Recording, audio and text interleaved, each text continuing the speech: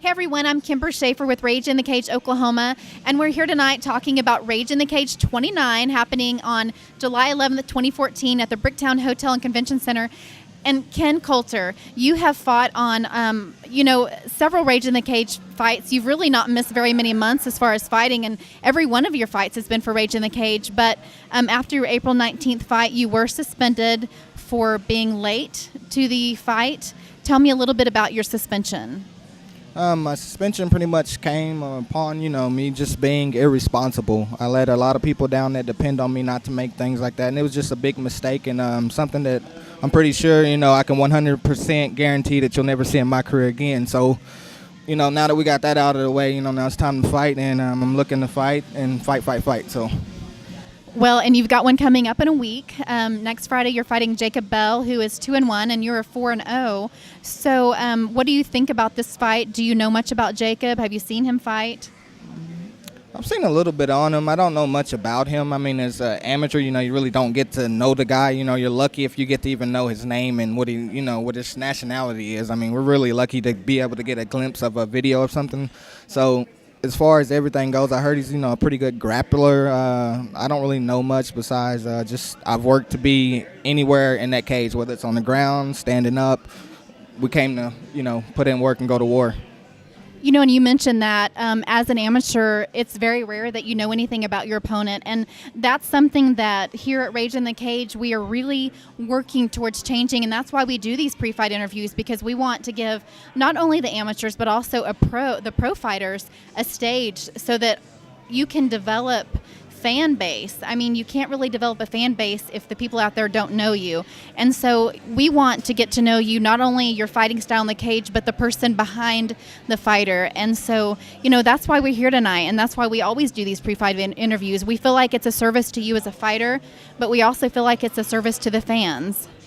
Well, and the exposure from you guys doing the interviews with us is being amazing. The response I get from whether it's friends, fans, family. I mean, these guys, they look at this stuff and they respond. So I just want to tell you, Matt, and everybody else, thank y'all for doing this and giving us the exposure. The guys at TFOK, all the interviews and everything. I mean, it's a true blessing to be a part of an organization that is actually pushing their fighters to make it.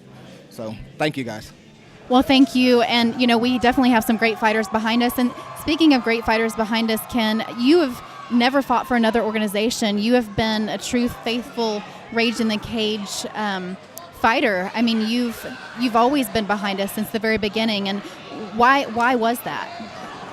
Sometimes you come across people that have, a meaning to meet. And Rage in the Cage as a company was more along the Christian basis. I got to do a charity event with you guys my last fight, and that was like the best thing ever, making a difference, even if it's a little bit at a time. So we're going to try to do that and move forward with this and you guys. And no matter how far I go, I would love to stay a premier Rage in the Cage fighter. My career is going to take me to different places, but I'm always going to pick up the phone for you guys.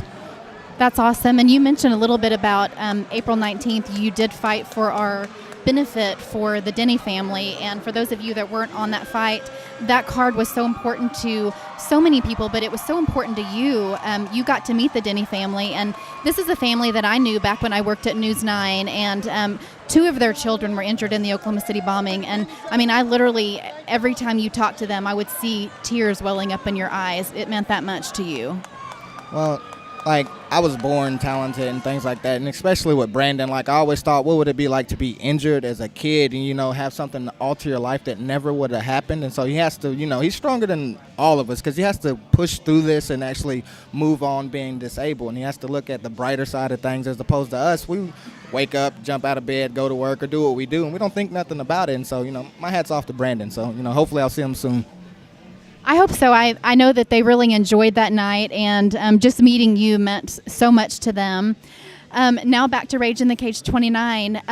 You've had a couple of months off to train. Has your training been any different? Have you been putting more into it, knowing that you feel like you have to prove something for being off for that month?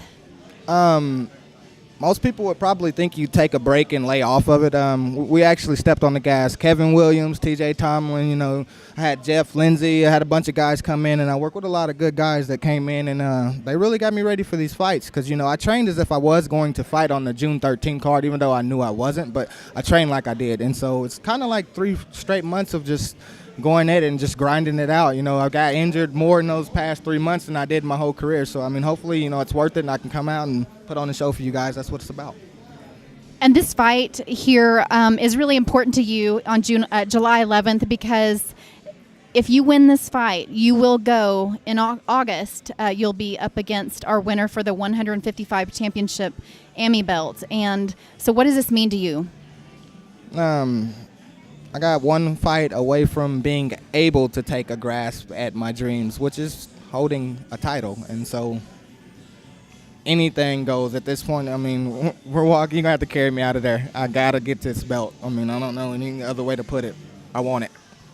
Well, that's good. And I'm really excited for you, Ken. And, you know, I've said this last time that I met you. I'm excited for you, not just because I like you as a fighter, but because I like you as a person. And you're just a good man. And, you know, so I definitely want the best for you, as I do every fighter. But I definitely, I see a lot in you. I see a heart in you that is just a warrior spirit. So anyways, good luck on everything and good luck next Friday night. Thank you. Thank you so much.